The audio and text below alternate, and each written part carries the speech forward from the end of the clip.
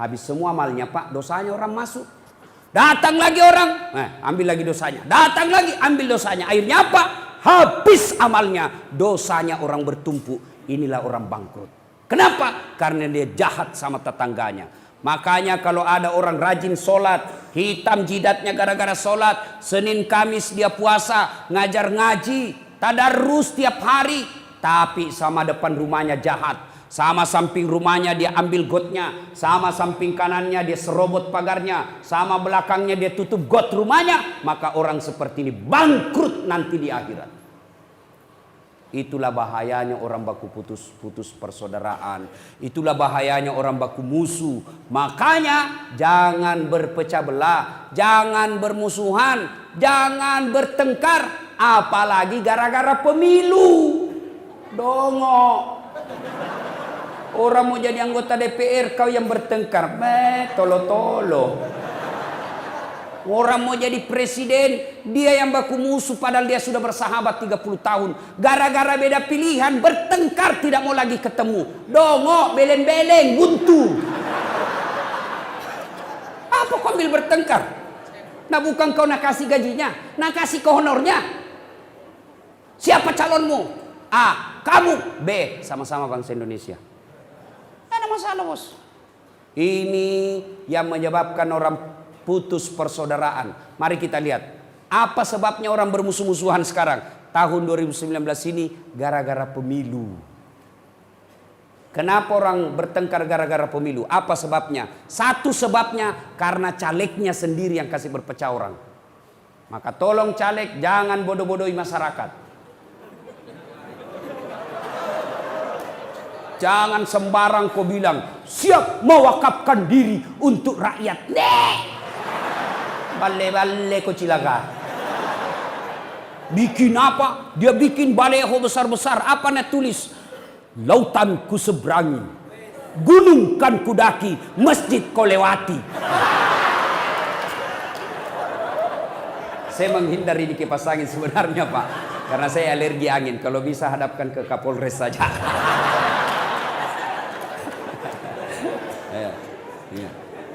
Caleg yang biasa-biasa saja kalau bikin, jangan berlebihan caramu bohong.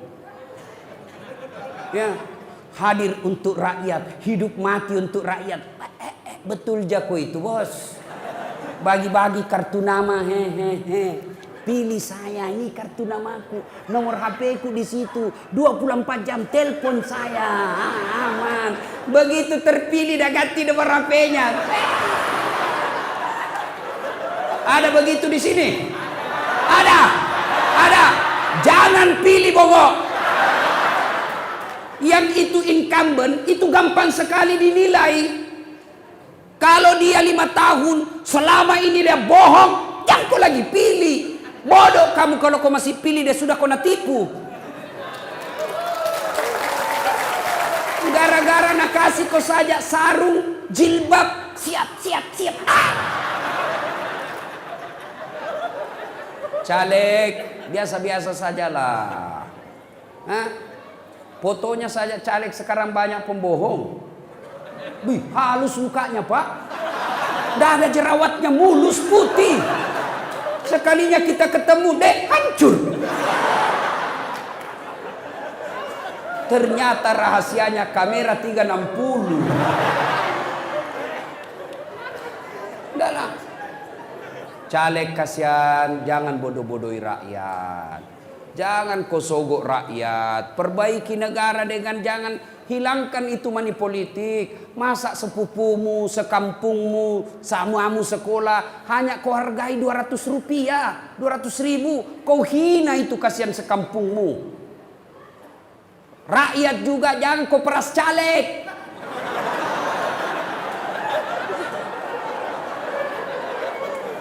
Kalian marah kalau ada orang korupsi.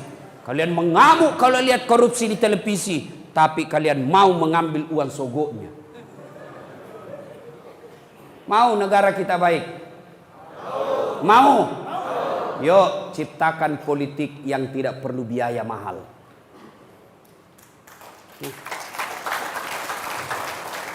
Bagaimana jembatan mau bagus? Belum diresmikan sudah rusak. Kenapa? Sudah ambil 20%. Pak Bupatinya bilang, habis uang dulu waktu kampanye. Kembali modal. Sudah. Kontraktornya bilang, kita juga sudah setor 20%. Biar yang mau tanda tangan mengetik, mak dapat tong bagian. Kalau ndak dikasih, rusak komputer. Ayo, kenapa bisa begini semua? Karena kita mau disogok dan mau menyogok. Tolong berhentilah menyogok dan disogok. Kenapa? Allah melaknat orang yang disogok dan menerima sogok.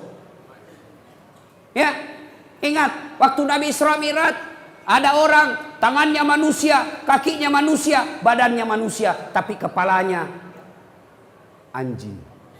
Anjing kepalanya.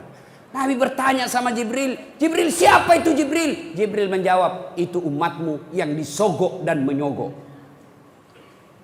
Maka mulai sekarang Pak, besok mulai sambut pemilu kali ini 2019, singkirkan money politik, singkirkan sogok menyogok. Bapak mau memperbaiki negara, ada tim sukses, ada caleg datang bawa sogok, rekam pakai HP-nya, syuting itu pakai HP-nya. Sudah itu lapor di Panwas, lapor di polisi, tangkap itu Pak polisi. Inilah merusak negara kita yang money politik ini. Hah? Jangan juga kau tulis di depan RT-mu, siap menerima serangan fajar. Jangan ketawa kok, seorang serius ini. Kok diceramai kok ketawai ki. Nah, satu yang merusak pemilu caleg. Yang kedua, yang merusak dan bisa bikin ribut kita, tim sukses. Ada tim sukses di sini?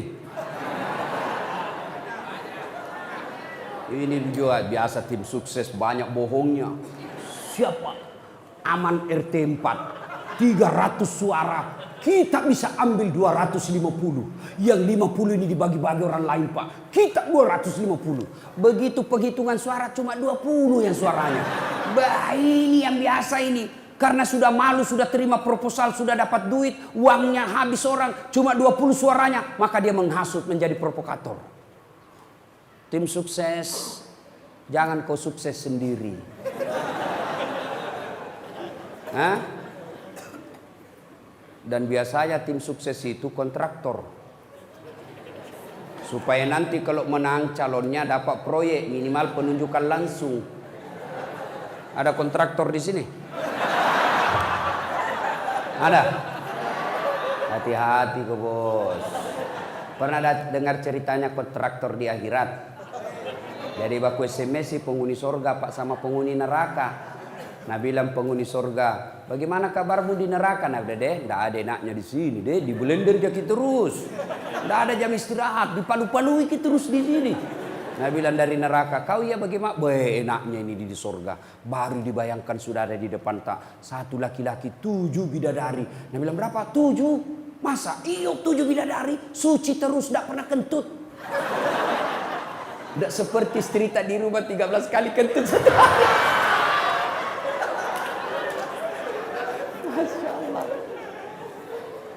Nah bilang penghuni neraka, boleh kami ke situ? Nah sini mako.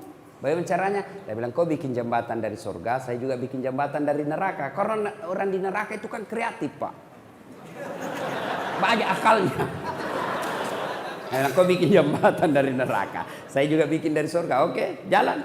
Lelang proyek, keluar pemenang tender. Waktu pekerjaan 3 hari. Hari pertama proyek dari neraka sudah selesai 50%. Hari kedua 70%. Hari ketiga tuntas, tidak ada masalah. Dari surga belum mulai proyeknya.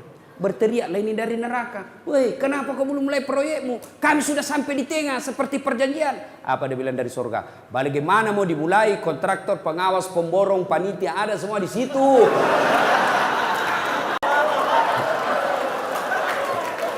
Di sini cuma Pak Imam tidak tahu kalkulator. Selalu salah itu.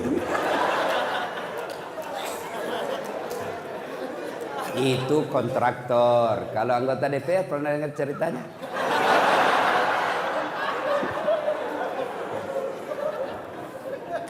Masuklah Pak Imam surga. Dilihat, kenapa banyak anggota DPR di sini nih? Dia protes sama malaikat. Malaikat, kenapa banyak anggota DPR di sini? Nah, di negaraku itu orang ditangkap gara-gara korupsi. Nah, bilang malaikat, jangan mau ribut. Reses gini. Sebentar lagi dia pulang di tempatnya. Ada anggota DPR di sini? Ada? Kalau ada berarti orang baik itu yang hadir di sini. Alhamdulillah ya. Yang kedua, yang menyebabkan orang pecah persaudaraan. Selain pemilu, apalagi yang mengucapkan pecahnya persaudaraan kita? Sombong. Tidak ada orang suka orang sombong, Pak. Apa sebabnya orang sombong? Satu, pangkat. Polisi, tentara, Polres, Wakapolres, Dandim. Yang kau sombong, bos.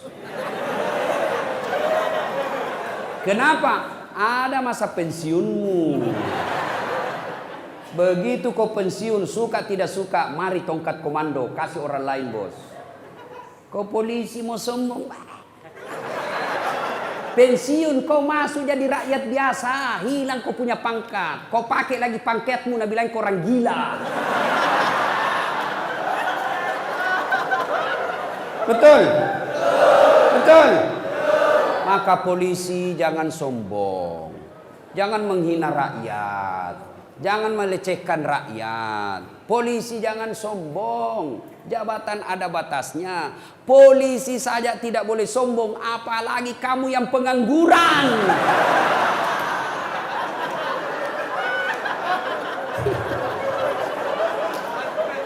Polisi saja penegak hukum tidak boleh sombong, apalagi kalian rakyat biasa. Apalagi menyebabkan orang sombong, Pak, dan bisa memecah persaudaraan. Itu kalau Bapak punya polisi kan petantang petenteng, meremehkan rakyat, marah rakyat, berkelahi orang, Pak, ribut. Apalagi yang menyebabkan orang sombong? Ilmu, naik pangkat, naik gelarnya, banyak gelarnya. Sombong, jangan sombong gara-gara ilmu. Kenapa? Allah cabut ilmumu, nak kasih pikun kok. Ada obatnya pikun? Sampai sekarang tidak ada obatnya pikun. Ada orang banyak sekali gelarnya, Pak, tinggi sekolahnya. Begitu mulai tua, diprotes sama istrinya. Pak, biasanya kalau kau mau pergi mengajar di kampus, kau cium-cium jidatku. Ini sudah hampir 2 minggu, kau tidak pernah lagi cium saya. Langsung dia bilang suaminya, astagfirullah. Berarti siapa saya cium selama 2 minggu?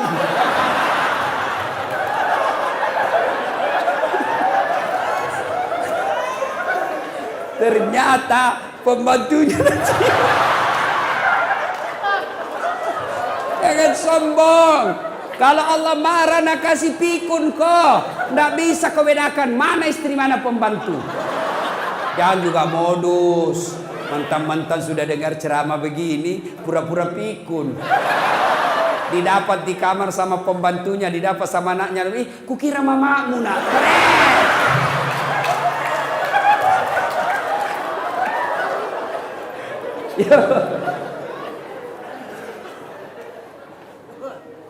Siapa yang peluang punya sombong dengan ilmu? Salah satu diantaranya ustadz. Ada ustadz sombong? Banyak. Mana ciri-cirinya? Waktu belum terkenal, baru ku miss call, na telepon balik, mak. Sekalinya sudah terkenal, saya telepon pagi tidak diangkat, siang tidak diangkat, sore belum diangkat, malam diangkat, baru dia bilang, siapa ya? Ada gini nama aku di situ, HP-mu. Jangan sombong gara-gara ilmu. Dakwah sombong. Adakah pendakwah sombong? Ada yang suka memaki-maki dan tidak mau menghargai perbedaan pendapat. Banyak itu ustadz bukan sebenarnya ustadz, cuma jago pidato. Itu pun belajar agama melalui YouTube. Baru 1 menit habis kuotanya. Akhirnya apa? Dia paham agama setengah-setengah. Ada banyak ustadz sekarang, Pak, yang mulai bikin bingung masyarakat. Semua masuk neraka, Pak. Bikin ceramah judulnya 140 kesalahan orang yang salat. Banyaknya itu. Nah, rukunnya saja sholat cuma 13. Coba. Kesalahan-kesalahan orang yang berjamaah. Kenapa orang berjamaah kau salahkan? Kenapa bukan orang yang tidak sholat kau salahkan? Ada Ada juga penceramah begitu, neraka saja dicerita, dibanting, dilipat, ditusuk pantatmu.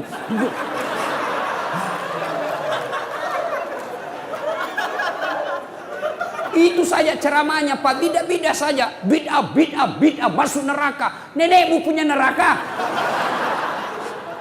Nabi saja dakwah luar biasa, datang orang, ya Rasulullah, saya melanggar. Apa pelanggaranmu? Saya berhubungan suami istri di siang hari bulan Ramadan. Nabi bilang, wah, besar dosamu bos. Maka kau puasa 60 hari berturut-turut. Berapa ya Rasul? 60 hari. Ya Rasulullah 30 hari saja saya kecolongan.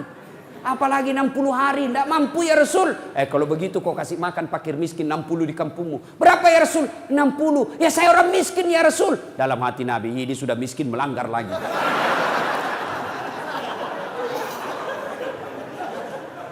Kata Nabi, kalau begitu sudah, kau bawa ini kurma, bawa kau di kampungmu ini, kasih cari ke orang miskin. Ya Rasulullah, saya paling miskin di kampungku. Ini juga paling miskin lagi begini. Apa Nabi marah? Tidak. Nabi bilang, ya sudah, kau makan sendiri itu kurmamu. Coba. Ini ada penceramah Pak, neraka aja nak cerita. Maulid bid'ah, Isra Mi'raj bid'ah, taksiyah bid'ah, halal bihalal bid'ah. Kenapa? Tidak ada pada zaman Nabi. Maka apa yang tidak ada pada zaman Nabi, bid'ah sesat, masuk neraka. Kalau gara-gara bid'ah tidak pernah dilakukan oleh Nabi, maka tolong Anda ceramah, jangan pakai mic. Kenapa? Tidak ada mic pada zaman Nabi. Maka silakan kau ceramah tidak pakai mic. Saudara-saudara sekalian, marilah kita mengucapkan puji syukur.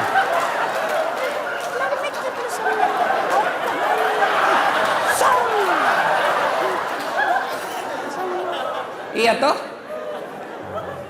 Maka yang baik penceramah, kalau berbeda pendapat, kemukakan semua pendapat ahli mazhab, sudah itu silahkan jamaah yang memilih. Berbeda pendapat dalam Islam itu hal yang lumrah. Berbeda pendapat dalam Islam itu rahmah. Yang menjadi masalah kalau Anda tidak mau menerima perbedaan pendapat dan menyalahkan pendapat orang. Itu salah. Bagaimana kunut? Boleh. Tidak kunut? Boleh. Kunut boleh, tidak kunut boleh. Jadi yang mana yang salah? Yang tidak sembahyang subuh. Jelas itu bos. Ya, jelas. Jangan sombong gara-gara ilmu. Apalagi yang kasih sombong orang. Ada pangkat jabatan, anggota DPR, bupati. Jangan kau sombong bos. Kau jadi bupati karena dipilih oleh rakyat. Tidak ada pilih kok. Wabillahi taufiq wal hidayah. Anggota DPR, jangan kau sombong. Kau jadi duduk anggota DPR karena ada rakyat memilihmu. Anggota DPR kalau mau dipilih kayak pengemis, tolong bang, kasihan saya. Kalau bukan kau, mati saya, di malu saya. Tolong kasihan, tolong bang, idik mati ko si idik, mandi ko dek gagai idik mati kak kasihan. Tolong saya. Waktunya mau dipilih kayak pengemis, sekali jadi anggota DPRD kayak raja, susah ditemui. Sibuk saya, di reject kita punya telepon. Masya Allah. Jangan sombong, lambat loading itu. Apalagi yang membuat orang sombong? Apa? Harta. Jangan sombong gara-gara harta. Tidak, Allah tidak larang kamu kaya. Allah tidak larang kamu banyak duit. Tapi Allah larang kalau engkau meremehkan orang miskin. Ya. Jangan sombong gara-gara kaya. Allah marah. Nah tegurki seperti tsunami di Palu. Gempa di Donggala. Sekejap tidak sampai 5 menit miskin. Coba. Ya, jangan sombong gara-gara harta. Kalau Allah marah, banyak duitmu, kasih bangkrut. Oke, masih banyak duit, masih banyak duitnya. Tapi kalau Allah marah, apa? Nah, kasih penyakit dalam diri kita sehingga banyak duit tidak ada bisa dia makan. Banyak orang kaya itu berhadapan meja makan, bukan makanan nak pikir apa? Penyakit, asam urat, kolesterol, ginjal. Aduh, tidak ada bisa ku makan. Duitnya 7 miliar tapi dilarang makan nasi. Apa enaknya dilarang makan nasi, dilarang makan garam, dilarang makan gula, dilarang makan petsin, dilarang makan daging, dilarang makan, semua dilarang. Apa yang bisa makan? Ubi rebus. 7 miliar uangnya di ubi bisa makan. Cilaka ngana. Nah, begitu dia ke dokter, apa dia bilang dokter?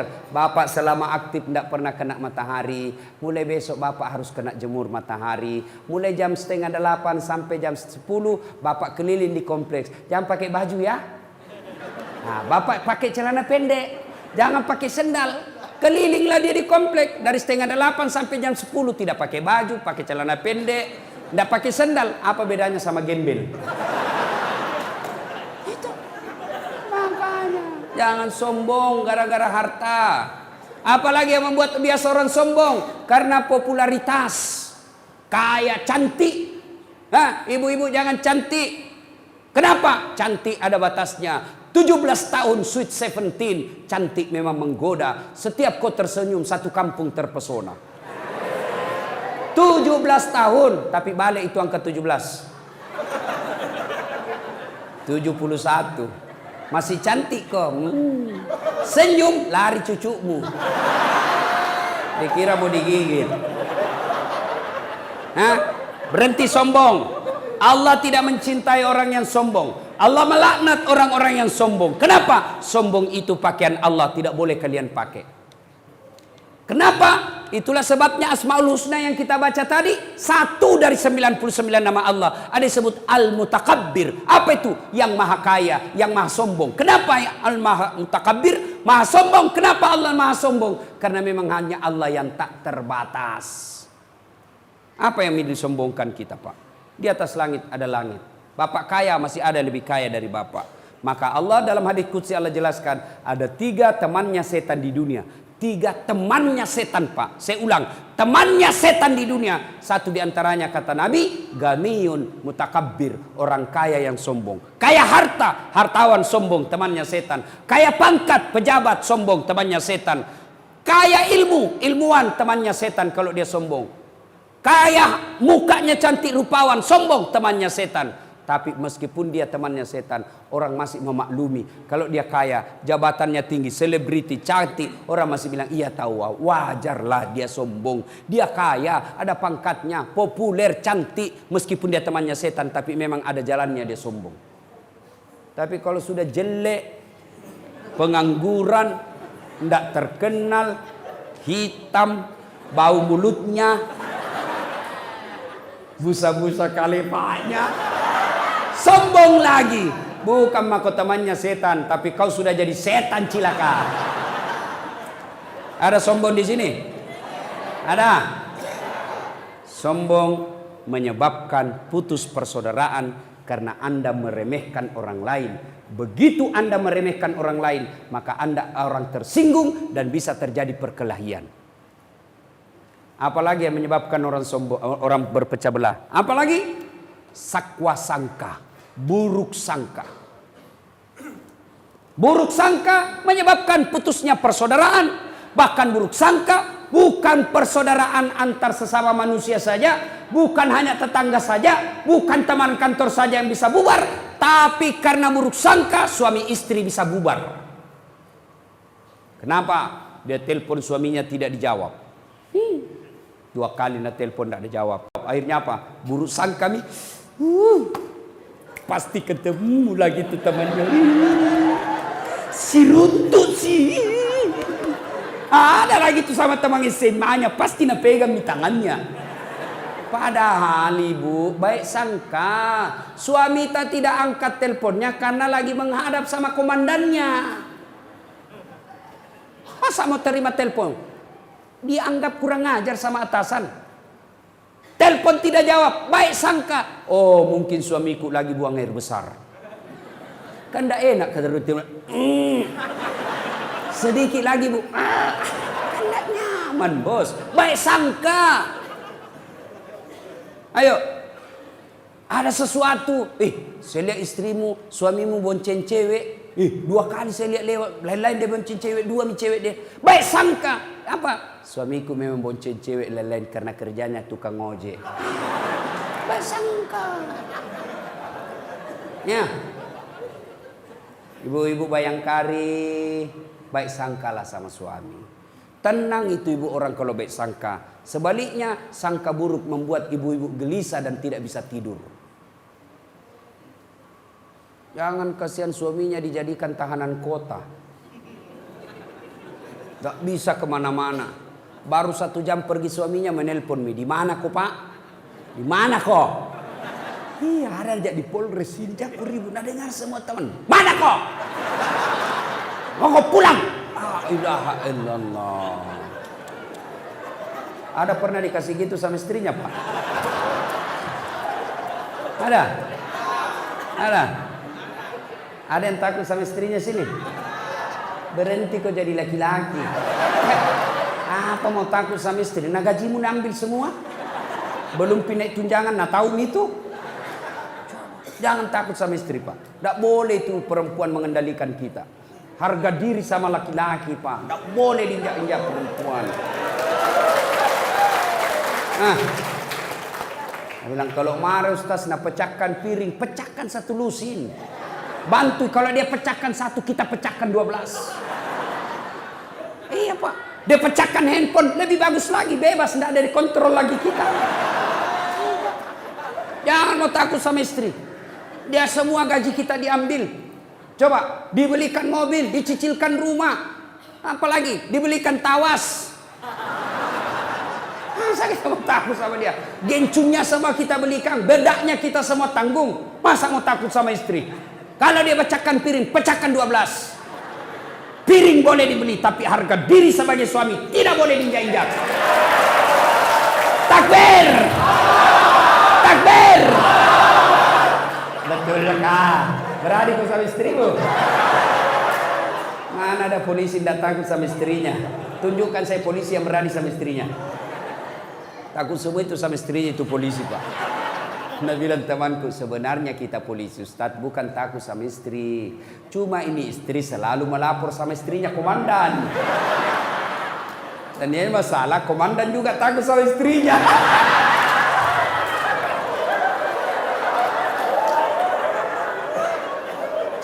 Bu, ibu, berikan kebebasan suami tadi. Coba, saya kasih ke contoh ibu Suami tak kasihan gaji 5 juta, 6 juta. Anaknya 4. Dilarang menyalahgunakan jabatan. Tidak boleh menghalalkan segala cara. Mana cukup 5 juta 1 bulan. Maka suami kreatif. Dia mau cari penambahan. Setelah pulang kantor jam 2 siang. Dia mau cari usaha lain supaya dia bisa nambah-nambah penghasilan. Tapi begitu naik mobilnya. Nah bayangkan lagi terlambat pulang. Marah lagi si gendut ini. Mak jallo sila comong. Nggak jadi pulang. Akhirnya suami tak bilang, daripada ribut itu gendut di rumah, soalnya saya pulang. Nah, maka terbatas. Jangan ketahui bu, saya serius ini. Coba, jangan mengintimidasi suami. Kasihan itu, kasihan suami tak. Di kantor dimarah-marahi sama komandannya. Sampai di rumah ibu lagi yang maki-maki. Kemana dia mau lari? Akhirnya ke jalan raya, ada anak SMA melanggar, dia tempelin kiri kanan. Itulah. Bu, baik-baik sama suami itu ibu. Untung ada suami tak polisi sehingga ibu menyandang namanya organisasi Bayangkari. Coba kalau tidak ada suami ibu, sampai sekarang ibu tidak punya suami. Maka bukan Bayangkari yang ibu sandang, apa? Gasturi, Gadis Tua Republik Indonesia. Baik sama suami ta ibu. Pergi suami ta, telepon selesai sholat duha. Pak, bapak sebagai polisi, jangan mempermalukan institusi. Syukuri penghasilan pak, rezeki tidak akan diambil. Jangankan diambil, tertukar saja tidak. Baru saja saya selesai sholat duha, saya doakan bapak sukses karir, dimurahkan rezekinya. Oh senang itu suami. Itu suami kalau dapat SMS begini bu, dia kasih lihat semua temannya di posko. Istriku wanita soleha. Kalau ibu telepon terus, di mana kok? Di kantor, foto dulu baru kirim. Intimidasi. Baru pulang marah-marah, terlambat lagi lah bolong hijau. Hancur kita sebagai laki-laki. Coba kalau suamimu pulang kau sambut dengan baik. Baru datang suami, kita sambut dengan lagu. Bila kamu di sisiku. Bilang suami tak, kuberlian. Senang kita suami. Bagaimana suami tidak melaksanakan tugas? Di kantor akan uring-uringan. Kenapa? Karena tidak ada kebahagiaan dari rumah. Mau pulang keluar suami tak, doakan dia. Sambut dia dengan senyuman. Assalamualaikum kakandaku Arjunaku. Jangan baru pulang suaminya. Sudah jelek tukang ngomel lagi. Gendut lagi. Jelas ibu? Boleh bu? Bu? Jangan suka ngomel. Pak, bapak juga kalau istri mengomel, mau tahu sumurnya pak? Rumus menghadapi perempuan. Mau tahu? Rumus menghadapi perempuan tukang ngomel, diam.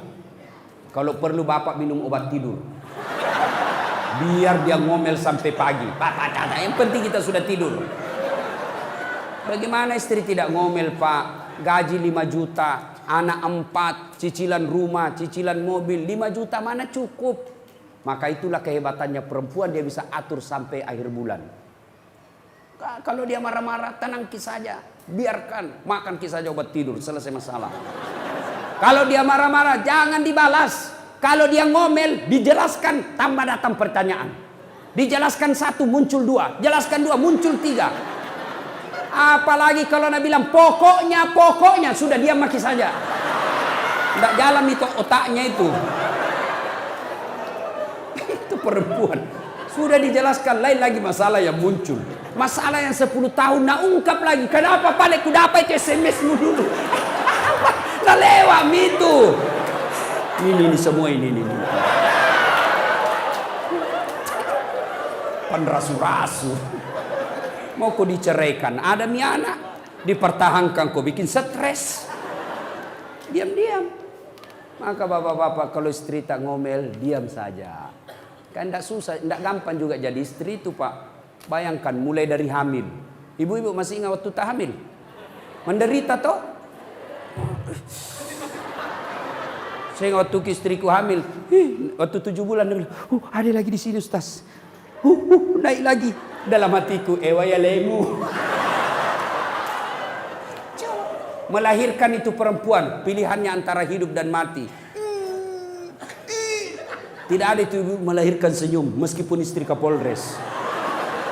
Mantan-mantan tinggi pangkatnya suaminya senyum, keluar kok.